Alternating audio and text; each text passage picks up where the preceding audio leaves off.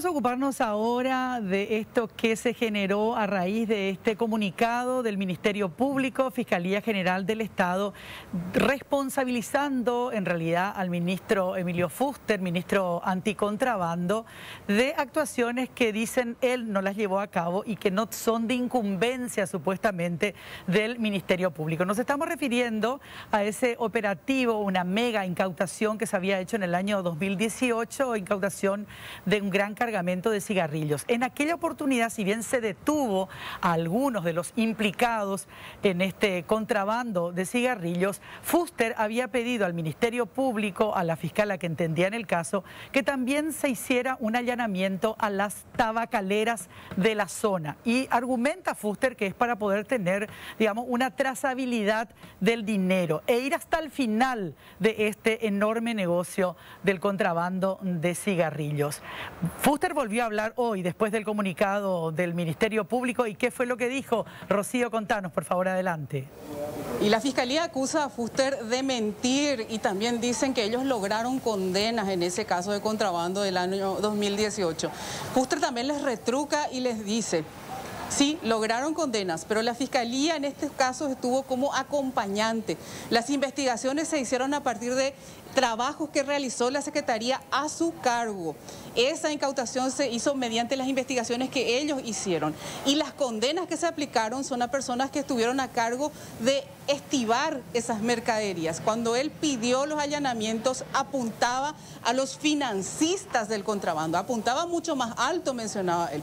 Y él no quiere tener un enfrentamiento muy fuerte con una institución a la que él perteneció por 10 años, pero les dice que están mintiendo en su comunicado, que él pidió esa actuación a la que no respondieron y a la que no hicieron caso en ningún momento. No se realizaron esos allanamientos solicitados por la unidad anticontrabando. Escuchemos a Emilio Fuster, titular de esta secretaría.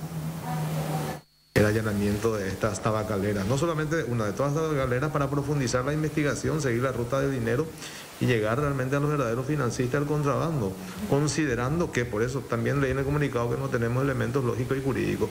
El contrabando es un hecho punible, es un hecho precedente al lavado de dinero. Ministro, ellos por ejemplo dicen que usted falta la verdad, que en ese caso hay gente condenada, que hay 4 personas condenadas.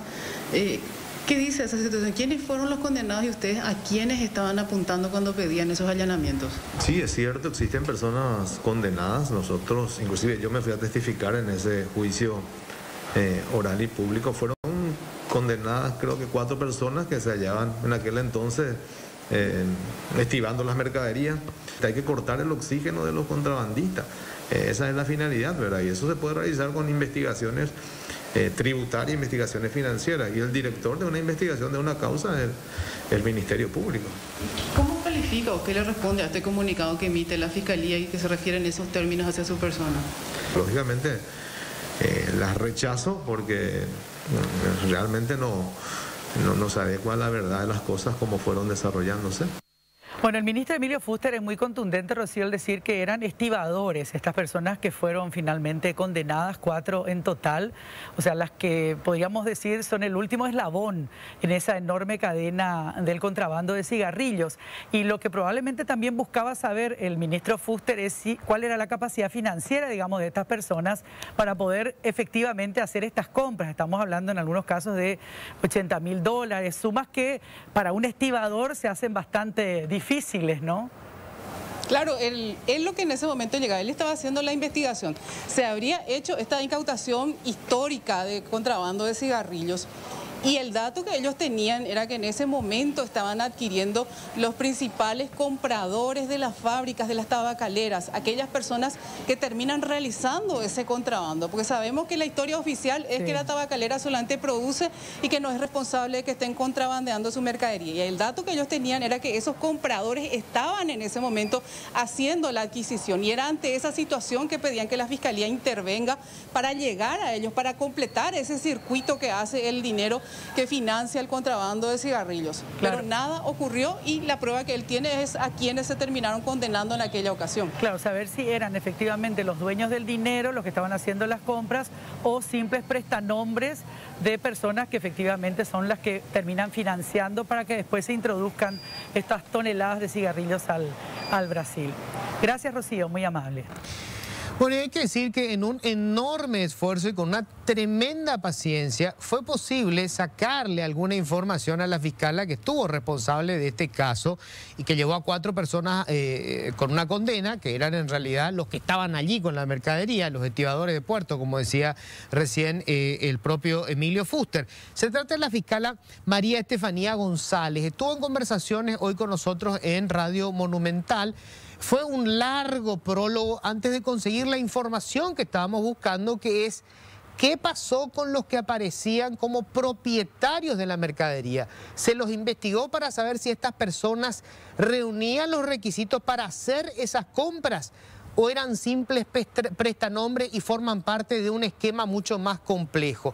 De todo lo que se conversó con ella, lo difícil que fue conseguir alguna información, rescatamos este pedacito que es por fin la información que estábamos buscando, que es qué pasa con los que eran propietarios. ¿Son o no investigados? Esto es lo que decía finalmente María Estefanía González.